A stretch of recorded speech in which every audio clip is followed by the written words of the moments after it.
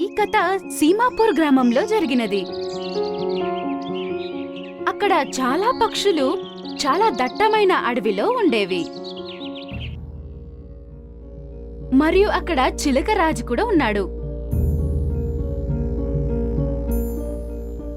అక్కడ చాలా పక్షులున్న కారణం వల్ల చిలుకరాజు అన్ని పక్షులకు కొంచెం కొంచెం ఆహారం ఇచ్చేవాడు. దానివల్ల వారి ఒకరోజు అవసరం తీరిపోతుంది.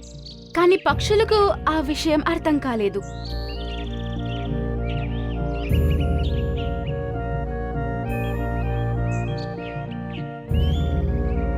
మన రాజు మన భోజనం అన్ని తినేస్తున్నాడు అని ఆలోచించేవి. మరియు ఈ విషయాన్ని ఆలోచించి చాలా బాధపడేవి.